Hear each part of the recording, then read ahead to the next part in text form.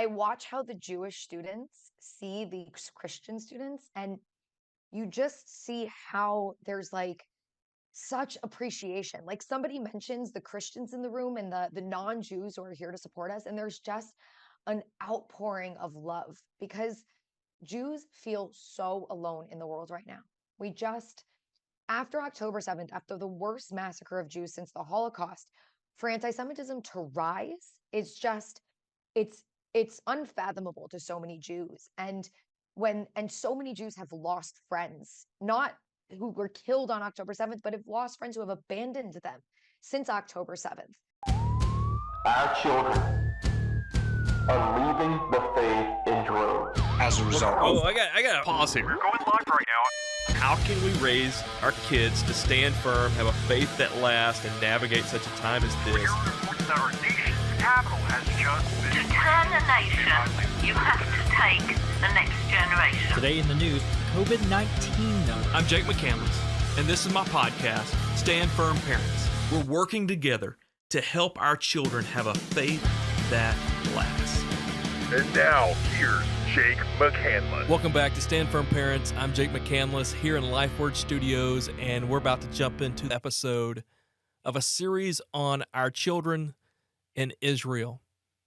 How that Israel and the question of Israel impacts the faith of our children. Now, you can tell I'm very passionate about this issue.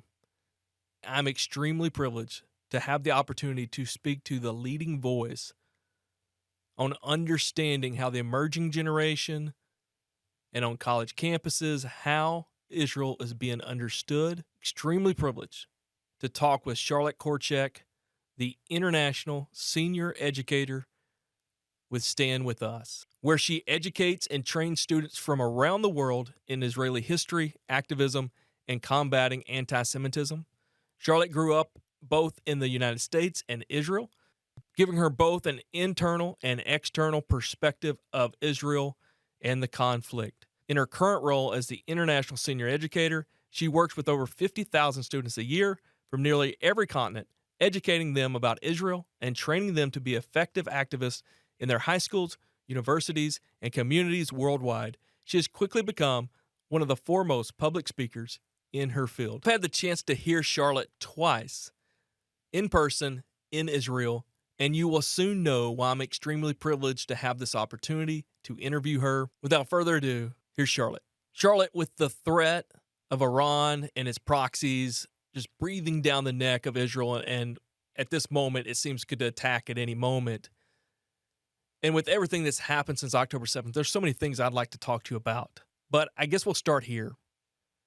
Going back to when I first began this journey, 2018, I began hearing that anti-Semitism was higher in the world than it was even in Europe in the 1930s, the 1940s, of course, leading to the Holocaust, which blew my mind. But after the attacks on October 7th, the world played their cards. And it is certainly true, what I was hearing.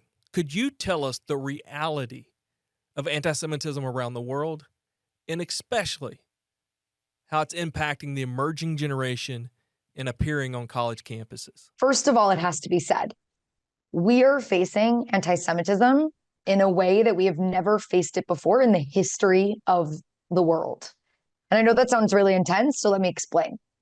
Throughout history, there's always been anti-Semitism, and it's always been constant. That being said, it has appeared in different places at different times in different ways. This is the first time that it is global. It is everywhere. It's manifesting all at the same time and in a very similar way everywhere. And that's not something the Jews have ever experienced. Now, there's a fear in that, and in that, wow, that's just a massive scale to think about. And there's also, interestingly enough, a comfort in that when you talk to Jews anywhere in the world, we all understand what the other one's going through. And I know that might sound crazy, but there is this comfort in knowing that you're not alone in what you're feeling and what you're experiencing.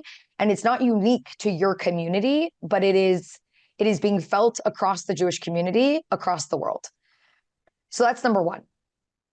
It manifests differently, though, to a certain extent, at least in terms of the actors. So in Europe, what they're facing a lot more of is Islamic anti-Semitism. In the UK, they're facing a lot of Islamic anti-Semitism. And in other parts, I'm going to say Germany, but we should know that the Germans have actually been one of the better ones in terms of dealing with anti-Semitism. Yeah. But France is a big one. And then when you jump to America, it's not so much Islamic anti-Semitism. It's two other types. It's far right-wing anti-Semitism, which far right-wing anti-Semitism is easier to deal with in the sense that far right-wing anti-Semites are openly anti-Semitic and they're almost proud of it. And the reason that they're proud of it is because for them, they see Jews as a cancer. And so they think that they're doing the world a favor by getting rid of the Jews. And so there's no reason for them to be ashamed of their anti-Semitism because they genuinely think that they're, again, doing something positive for the world. Whereas left-wing anti-Semitism has always been veiled. It's always, we don't hate the Jews, we just hate fill in the blank, right?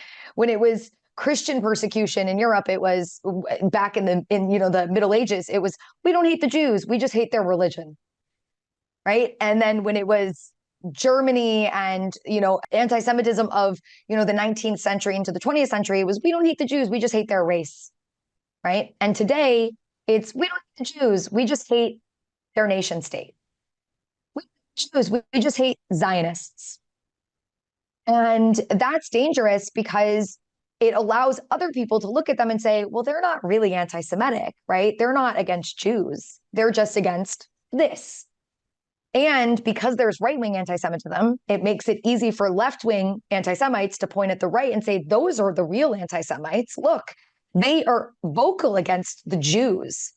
That's not our issue. And this is really where we have a big challenge, is there are some Jews who are part of the far left anti-Semitism that is manifesting as anti-Zionism.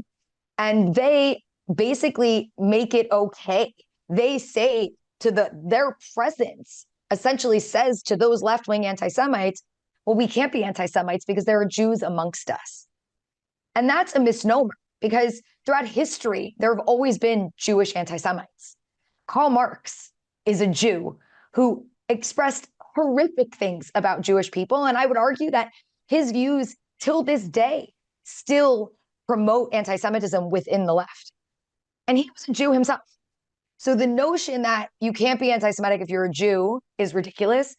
But because there are Jews in that space, it makes it a lot harder for us Jews to point at them and say, this is a form of anti-Semitism. That is manifesting more than anywhere. It's manifesting on college campuses. And it's intellectualizing anti-Semitism. And again, by saying, no, it's not the Jews, it's just Israel, right? And they don't take it one step further in noting, okay, a lot of countries in this world who are doing bad things. And I wouldn't even say that Israel should be anywhere on the top of that list in terms of bad things that countries are doing. But you're not going to target a Chinese person in America for what the Chinese are doing to the Uyghurs. You just don't. You don't, start screaming at a Chinese person on the street about what the Chinese government is doing. And yet, for some reason, they can't see that that's exactly what they're doing to Jews when it comes to the state of Israel. And so it's this veiled anti-Semitism. And that makes it easier for them to get away with it. And it makes it easier for a university administration to say, well, we can't do anything about this. They have every right to be against the state of Israel. And the other piece of it is there might be people who genuinely would say, well, I don't really have any problem with Jews. It's not the Jews that are my issue. It is the Jewish state. There's two issues here. One, if you don't have a problem with Jews, I would take it one step further. I would say, do you actually care about Jews? Do you care about Jews being safe in this world? Because if you do, well, then you have to explain to me how you could be against and fight against and work to destroy the one place in this world that no matter what will make sure that Jews stay safe in this world. So again, you might be the one to say, I have nothing against Jews. But if you get your way and Israel no longer exists, you might not be the one to kill Jews. But are you going to stand between the Jew and the person who is going to kill them? Not. And if you don't care about that, well, then I'm going to say you might not be an active anti-Semite, but you're definitely passively anti-Semitic, or at least you just don't care at all about Jews, which you might not call anti-Semitism, but you're aiding and abetting anti-Semitism. And people don't draw those lines. They don't understand how one connects to the other because they don't understand the history of the Jewish people. And they don't understand that in our history, when we didn't have a safe haven, when we didn't have a place to go, it was open season on the Jews and we were defenseless. And the worst part is that the majority weren't the ones who were the perpetrators of anti-Semitism and attacks against Jews. It was a minority, but the majority sat back and watched it happen. Are saying to me is I don't hate you, but I don't care enough about you to worry about your protection. And that's very scary because it's almost like left-wing anti-Semites are ultimately going to aid the right-wing anti-Semites in enabling them to be able to kill me without me having any protection. And they're back and say, it's not my fault. I'm not the one killing the Jews. So it's incredibly dangerous what's happening. And that's why we're actively working to try to get a definition of anti-Semitism out there into the world that explains these kind of manifestations of anti-Semitism. And that's the International Holocaust Remembrance Alliance definition of anti-Semitism. I know that's a mouthful, IHRA. It's worth looking up. It's worth investigating because the first step to combating anti-Semitism is being able to define it and identify it. And that today is probably our biggest challenge. Charlotte, thank you for peeling back the layers of anti-Semitism in the world right now.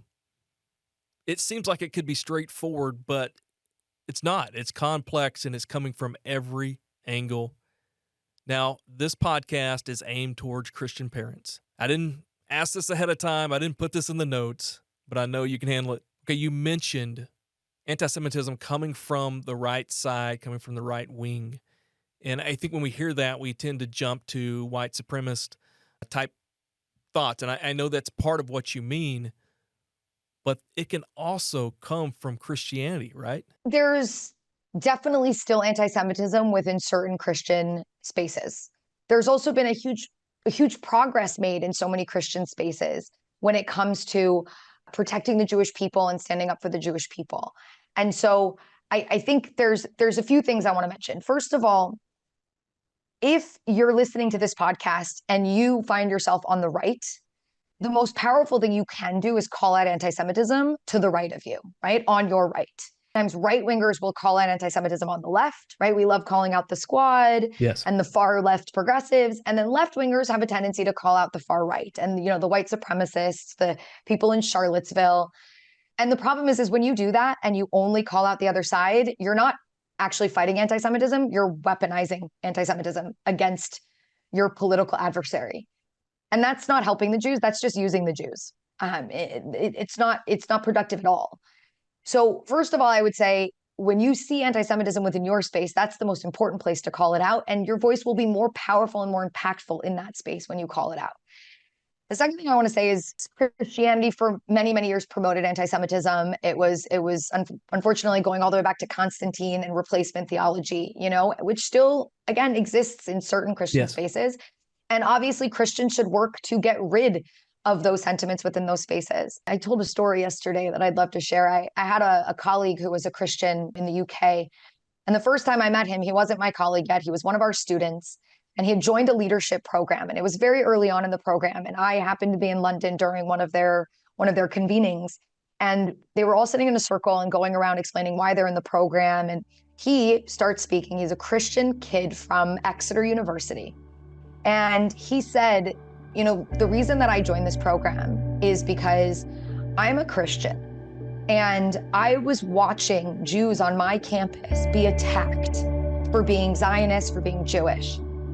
And I thought to myself, the one thing that I could do right now is I could put myself between the attackers and the Jew who's being attacked. And I am significantly less likely to be attacked as a white Christian male. And to me, that is, this was 7 years ago, and I still remember it like it was yesterday because I sat there and I almost started crying. That's all Jews have ever wanted. You see that we can defend ourselves today But it becomes a lot easier when we know that there's other people out there who are willing to stand with us and defend us as well. And again, stand between us and our attackers, which is something we never had in the past. And I think Christian values would absolutely, and that's what he said. He said, it's because of my Christian values and my Christian upbringing that I felt compelled to be a part of this program and to stand up for the Jewish people on my campus, because that's what a Christian should do, based on our Christian value. One more thing, sorry. I'm at a student conference right now that Stand With Us is holding for all of for fellows that applied for a fellowship to, again, fight anti-Semitism and educate about Israel. And we have a Christian fellowship. It's a part of the broader fellowship, but it's specifically for Christians. And, you know, everyone in the room are Zionists. We're all Zionists.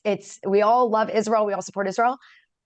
But I watch how the Jewish students see these Christian students, and you just see how there's like such appreciation. Like somebody mentions the Christians in the room and the non-Jews who are here to support us, and there's just an outpouring of love, because Jews feel so alone in the world right now.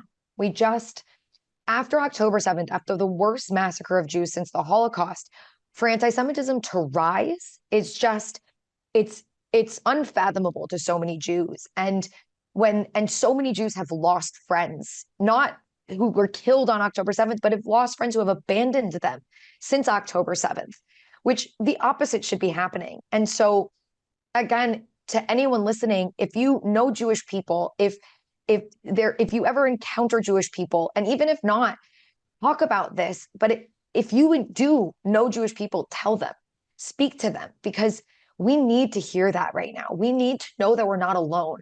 There are 15 million Jews in this world. There are 2 billion Christians in this world. And if Christians stood by us, it's huge comfort for the Jewish people to know that we have that kind of support, because we will always be outnumbered. And that's always been our challenge throughout all of history. We've always been a minority, and a tiny minority at that. And we were never able to do it alone. And still to this day, as much as we have Israel, maybe we could do it alone, but we don't want to. And we know that there are good people out there. And so if you feel it, say it out loud, show it, because Jews so desperately need to hear that and to feel that comfort right now, and to know that we're not alone in this world. I mean, we asked it in the beginning of the conference, in the opening, somebody said, how many of us, have lost friends in the last 9 months? And the vast majority of the people in the room were raising their hands. And I had a student come up to me yesterday. She's left-wing progressive. And she said, this has been my life, my whole life. And literally, I have no friends left. Like, they have all abandoned me. And she said half of them are Jewish, and they've abandoned me. They have turned they are anti-Israel, basically anti-Semitic. And she's like, I have nobody. Like, I'm rebuilding a community now and so, yeah, it is, maybe I didn't know that wasn't well known. And obviously I'm so in my bubble, but so many Jews are just wondering, like, where are my friends? Like, I marched alongside them, to fight for, BLM and to fight for other people's rights. And when it came to me and wanting people to come and march with me against anti-Semitism, they were nowhere to be found. So yeah, we've lost a lot, and our community got much smaller, we feel. That sounds so counterintuitive. Just absolutely blows my mind. So you've mentioned several times the younger generation, college campuses. Why is this? Why is there so much anti-Semitism on our college campuses? Why is it taking such a hold on the younger generation? I have 2 words that come together: TikTok. Unfortunately, there's a few things about a younger generation. Young people are the most likely to be very quickly reactive to their emotions and to emotional appeals. And that means that Hamas propaganda feeds right into that. And they are also a generation of people who don't necessarily dive deep and do a lot of research. They watch a video and they make up their mind. And then you have a campus environment, and it depends on the campus, but a campus environment that has leaned more and more to the left over the last 50 years. Now, I don't have We should have different voices on campus. There should be left and right, but there's always been a disproportionate amount of left-wing professors to right-wing professors. If you go back 40 years, it was 1 to 4. Now it's like 1 to 20. And that doesn't mean, I'm not saying the left shouldn't be there, but when you don't have that balance, right, it can create more and more extremism and more confirmation bias and that echo chamber. And that happens on campuses and that happens then online. And so there's nothing that this college student has to break them out of that thought process. And then it just gets reinforced. And then in this polarized political climate, removing even the Jews or Israel as a category, we shifted about 10 years ago to a world where it wasn't, when somebody was on the other side of the political spectrum, it's not just that they disagreed with me, right, or had different values than me. It became they're evil. I'm right and they're evil. If you don't agree with me, you're evil. And that is such a dangerous way to look at the world and to look at people who disagree with you. And so it's gotten to the point now where you can demonize one community so much that they won't even listen to you, right? So Zionism and a Zionist has become a word that almost is, people would equate to the word Nazi. And it's like, well, I would never dialogue with a Nazi. I would never sit down and listen to the Nazis' perspective. So when we say, can you just hear us out, right? When our Jewish students and our Zionist students on campus are just trying to have this conversation, they'll say, well, you're a Zionist. I'm not going to listen to you. I don't listen to Zionists. Zionists are evil, right? And so there's no conversation, because that notion of critical thinking, right, of analyzing something in depth has really been lost on a lot of college campuses. And professors teach their opinions and they don't encourage dissent or disagreement. And that's a very dangerous environment. And so I'm not surprised that that is a hotbed of anti-Semitism, given all of those factors.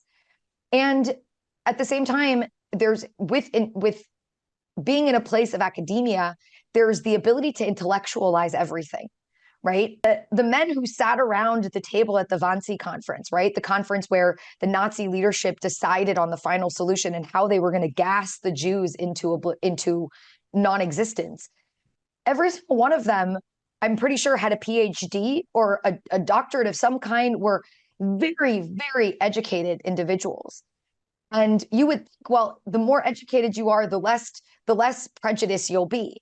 But actually, sometimes the more educated you are, the more you're able to intellectualize your hatred. And that, I think, is absolutely happening on college campuses, where you have professors intellectualizing their hatred or their negative feelings towards Zionists, and therefore that's translating into Jews, and they're passing that on to the next generation, who then are able to intellectualize away their own anti-Semitism and say, it's not anti-Semitism. I'm just against Israel. I'm just against Zionists. And so it shouldn't be surprising that college campuses are the place where this is happening, given the current climate taking place politically and what has happened to the college campus in America over the last 20 years. Hearing about the reality of anti-Semitism it's unbelievable to me in what you just described. It's just really unbelievable. But for those listening, watching, you've captured our hearts. We want to learn more. We want to stand with Israel. First of all, I mean, that's huge. They need to know a lot. All right. First, they need to know a lot. I think the foundation is, first of all, why? I want to quote Simon Sinek, and everyone should pick up his book, Start With Why, or at least watch his little TED Talk on Start With Why. People are drawn not to necessarily what you do or how you do it, but why you do it. And so first, I think it starts with you imparting on your children why. Why is this important to you, right? Yes. Why? And say to your kids, this is important to me because these are our values as Christians, right? This is what we learn from the Bible, right? And that's why we do this, right? That's why we stand up. And I think there are no better people than the Kirks to really, and I mean, when they talk about it, it just brings me to tears, understanding why they do the work that they do. And it's not I was speaking to them recently and I said, a lot of times Christians will quote to me Genesis, if you curse them, if you bless them, you will be blessed. And if you curse them, you will be cursed. And the Kirk said, we don't like that because that's still about us. Like gave me, again, it also gave me goosebumps because it goes so much deeper that, again, it's well beyond just, it's not about us. And so first start with why. Why do we do this, right? And then it can't just be blind support. It's we do this is why, but also Israel manifests those values, right? The actions of Israel are based on the same values that we uphold, right? Yeah. And that's why we can stand by Israel, right? And then really, I have to say, so much of it is education. It's teaching your kids about anti-Semitism and not just about the Holocaust. It's the whole history. It's going well before the Holocaust. It's explaining, and yeah, maybe at the right age, obviously, talking about where Christianity played a role in anti-Semitism in the past, and also the mea culpa and how much has been done within the Christian community to repair that. But then also how it's manifesting today, because again, to be able to tackle something, you have to be able to understand it. And then also understanding Israel better, right? And so it's slowly teaching and learning about the history of Israel, how it came to be, and really understanding, again, the values of the country, why it's done what it's done, and to be able to go and explain what it's done. And that doesn't mean defending every action of Israel. I don't defend every action of Israel. I defend the existence of Israel, and I defend Israel's right to defend itself. And even there, I'll still say, but we need to maintain our morality when we are defending ourselves. And we need to stick to our values when we are doing those things. So there's so much to learn. But again, I would start with the why.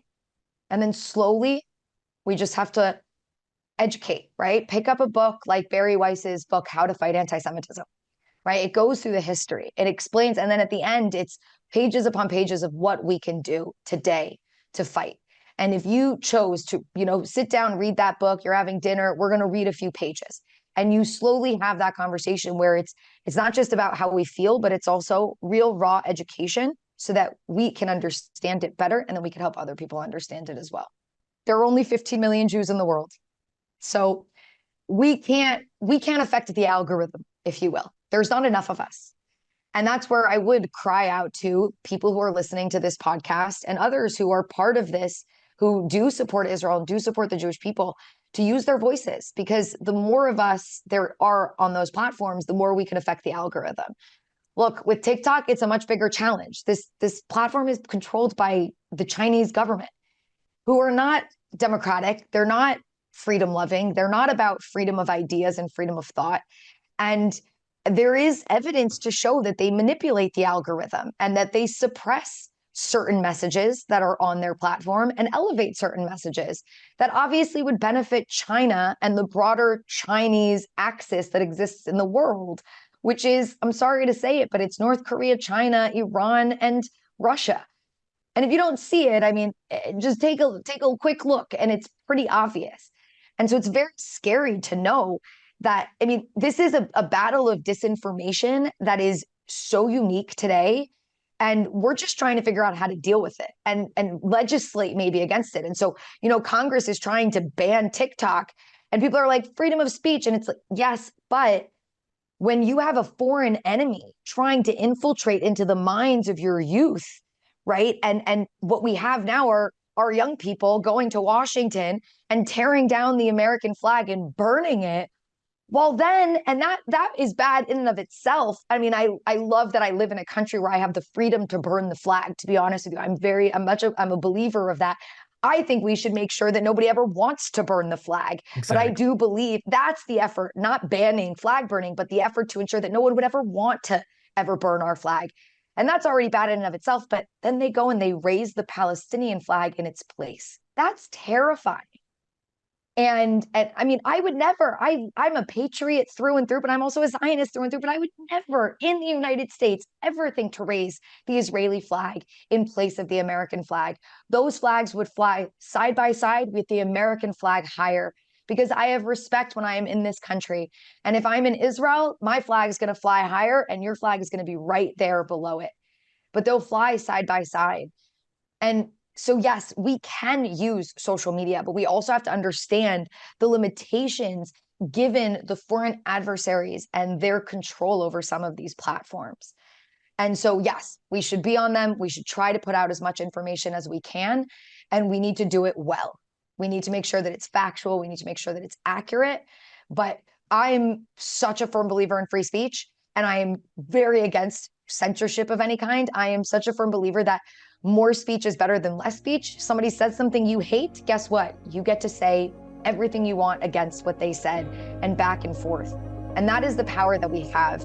And every one of us has that power in our pockets every single day to spread those messages to the people that are around us. And, you know, for us Jews, most of our circles are other Jews. So we are speaking, we're almost preaching to the choir. Whereas the people who are listening to this podcast, I'm assuming, have probably a much wider following that are not just a bunch of Jewish people who already know these things. And if you can use your platform and your voice to help people understand anti-Semitism and how it's manifesting today, help them understand what's going on in Israel, tell the stories of October 7th so people can truly understand what Israel is defending themselves from at this moment, that it's essential for us to be able to change the conversation and to take back the narrative and to make sure that that good, honest people out there, because I always teach my students, the average person's not walking around hating Jews. They're just not. I know it feels that way sometimes given what we're experiencing. The average person doesn't care, but the average person is a good person. And if you told them what we were facing as a community and you told them how they could help, they probably would. We just have to give them that opportunity. I told you, you'd be blown away. I also said there's probably no way this episode stays in our single commute friendly time frame, but I didn't want to stop Charlotte when she got going. I know you're going to check out Stand With Us, their website. You're going to follow them. You're going to follow Charlotte. Why not, while you're at it, subscribe to Stand Firm Parents and share. Follow us as we continue to walk alongside you to help our families have a faith that lasts. Charlotte, thank you for peeling back the layers of anti-Semitism in the world right now. Thank you so much, Jake. I really appreciate it. And again, this reminds me every day that we aren't alone. And I just hope more Jews see this and hear this so that they also know that we're not alone. And I'll make sure to tell them. So I want to thank all of you who are listening from the bottom of my heart for any support and any love that you can give to the Jewish people and to help us fight this fight, because man, we need your help. So thank you so much for giving me the time. And I hope this isn't the last time that we get to speak. You've been listening to Stand Firm Parents. Stand Firm Parents is a production of Stand Firm Ministries in partnership with LifeWord Studios, recorded in LifeWord Studios, created by Jake McCandless and Brandon Harrington of Dime Collective. Again, thank you for listening, and be sure to subscribe, share, and most importantly, stand firm.